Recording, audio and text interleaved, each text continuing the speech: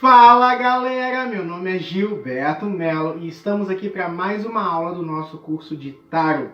Hoje eu estou aqui para falar da carta de número 4. Vamos falar hoje do Imperador. Estou aqui, vestido a caráter para falar do Imperador.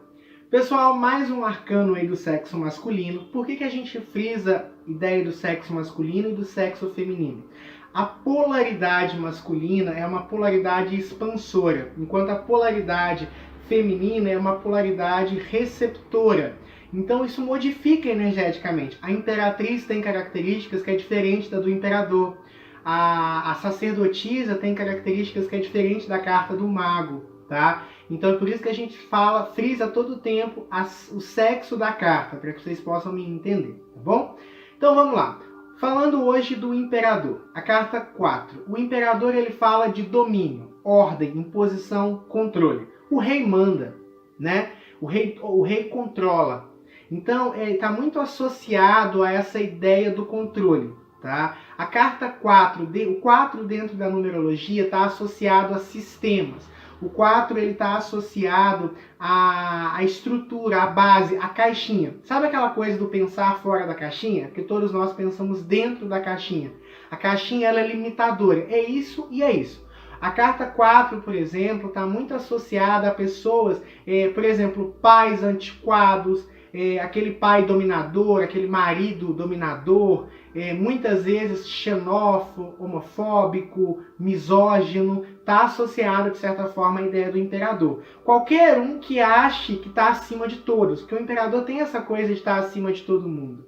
O imperador, então, ele cai muitas vezes, se ele estiver representando uma pessoa dominadora, controladora, que acha que o mundo funciona a seu bel prazer.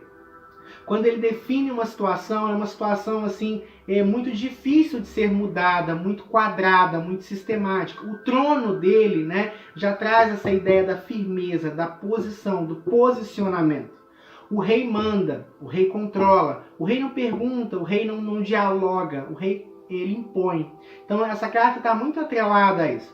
Dentro da astrologia, essa carta é regida por Júpiter, que é o deus Zeus também, como ficou conhecido no mundo grego. Ele está representando aquele Deus maior, o dominador, o Senhor dos céus, da terra, de todo o Olimpo.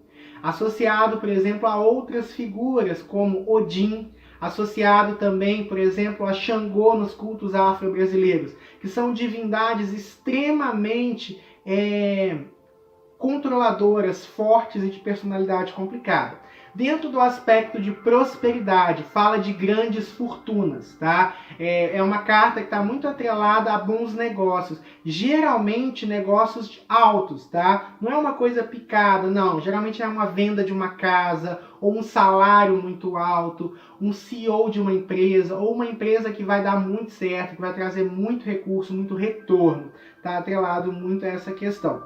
A gente percebe na base do trono 2 cabeças de carneiro, representando o signo de Áries, que tem essa tendência já, tem essa fama, eu sou ariano, de ser muito mandão, de ser muito marrento, de ser muito briguento.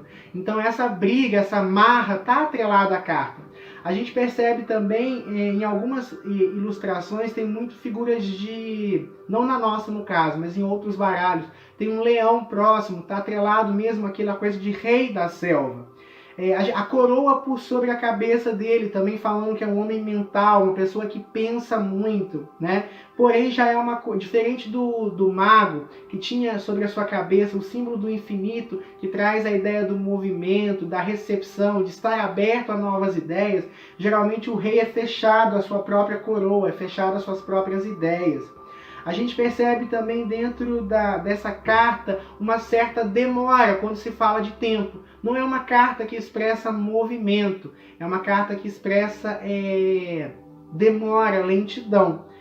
Outra coisa que essa carta, quando eu analiso essa carta, ela vem como um conselho. Empodere-se, assuma as rédeas da sua vida, não permita que outras pessoas te dominem, não permita que outras pessoas te controlem, tá?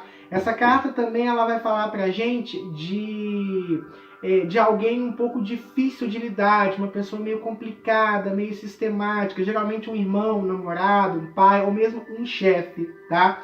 Essa carta também está muito atrelada à gula, a querer demais, cuidado com a vaidade, cuidado com a ganância, cuidado com a avareza. São alguns dos elementos que nós buscamos trabalhar quando essa carta cai como um aconselhamento, tá?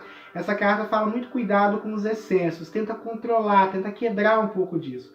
A carta, quando ela cai invertida, ela tem sentido oposto. Então, se ela cai invertida, falta de controle, falta de posicionamento, a pessoa não se impõe, a pessoa não consegue, de certa forma, se controlar, a pessoa não consegue, assim, todo mundo manda na vida dela, ela não tem opinião.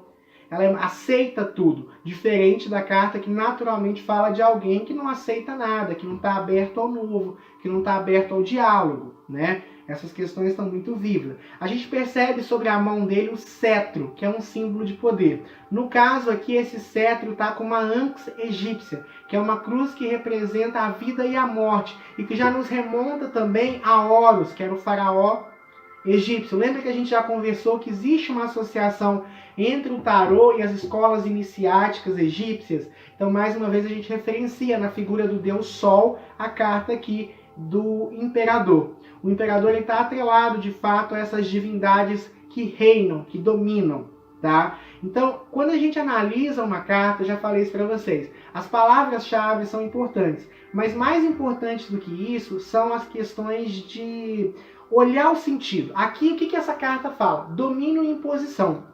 O que isso pode significar em cada contexto? Num contexto de amor. Você acha que uma relação baseada no imperador é bom?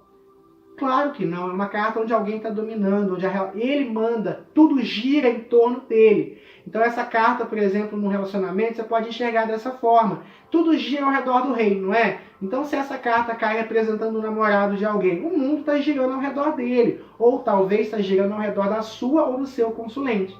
Porque não é porque o seu consulente é mulher que a carta do imperador não pode falar. Lembra que o imperador é um arquétipo, tá? E a mulher pode se comportar sim com as características disso aqui, como o homem pode se comportar como a sacerdotisa ou a imperatriz sem problema algum, tá bom? A gente percebe também aqui o rei sentado, né, dentro de uma cadeira, de um trono. Gilberto, não é possível que até isso tem significado. Pois tem sim. A cadeira, ela representa a estrutura, os 4 pés, né, de uma cadeira fincadas na terra. Então é aquela pessoa que não muda de ideia, que está aprisionada, que está arraigada ali, entendeu? Então tudo tem um significado, um simbolismo, tá bom? Então espero que vocês tenham gostado.